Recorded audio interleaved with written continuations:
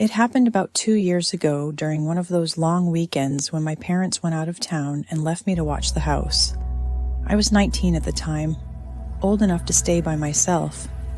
I actually looked forward to the solitude. The house was quiet, it was peaceful. I spent most of the day binging a show in the living room with snacks, wrapped in a blanket. My dog Max was asleep at my feet. The only sound was the occasional creak from the pipes and the hum of the refrigerator. That night, it started raining hard. Not unusual for that time of year, but this was the kind of storm that made the power flicker. There was loud thunder and wind pushing against the windows. It set a mood, but I didn't mind.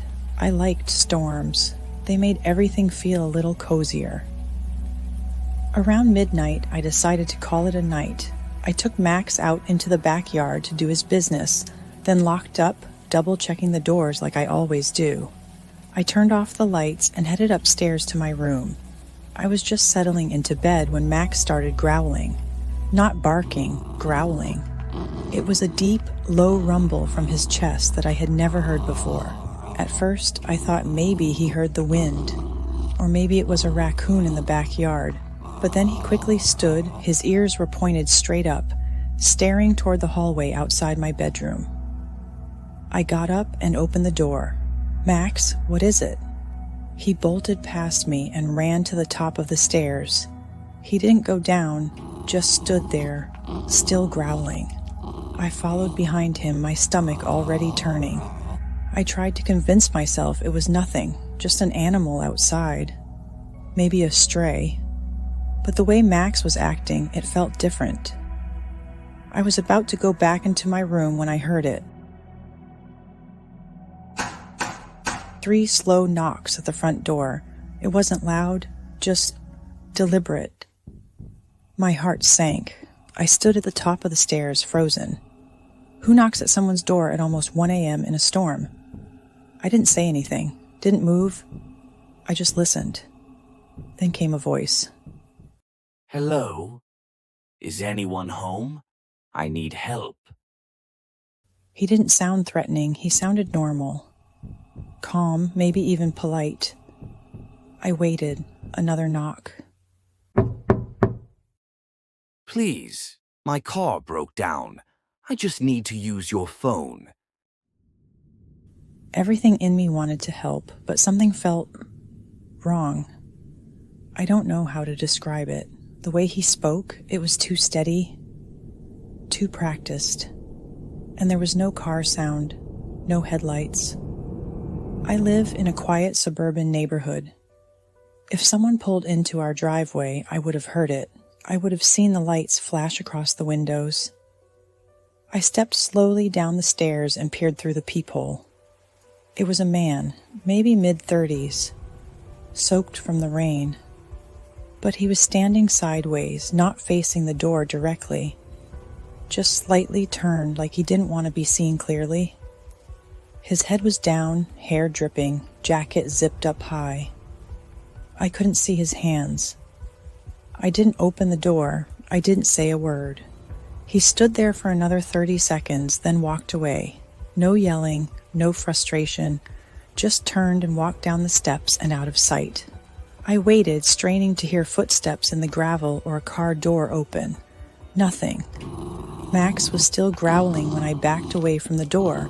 I went around the house, making sure every window was locked. I turned on every exterior light we had. Then I grabbed the old baseball bat from under the stairs and kept it by my side for the rest of the night. I didn't sleep. The next morning, I checked the front yard. No footprints in the grass, no signs anyone had been there. But then I walked to the side gate that leads into our backyard, and it was open. We always keep that gate locked. I went around to check the shed, which we barely used. The padlock was missing, it was just gone, and the door was slightly ajar. Inside, things had been moved around. The gardening shears were missing. So was an old hammer. That was enough. I called my parents and then the police. An officer came by, took a report, and looked around. But there wasn't much they could do. No one had been hurt. Nothing had technically been stolen. And no, we didn't have security cameras at the time, just the door peephole. That night, I crashed at a friend's place. I couldn't shake the feeling that I'd been watched. Not just that night, but maybe for days before. Like someone had been waiting. 2 weeks later, a neighbor from 3 streets over posted something in the neighborhood Facebook group. They shared security cam footage of a man walking up to their house around the same time, between midnight and 1 a.m., wearing a wet jacket and standing completely still on their porch for 5 full minutes before walking away. Same posture, same mannerisms, same time of night. Turns out 4 different houses reported similar visits that week. Always the same story, someone knocking late at night, asking to use a phone, claiming their car broke down. One house did let him in, a retired couple. He stayed in their foyer, never stepped inside, asked a few questions, then left abruptly before they could even finish dialing a number for him.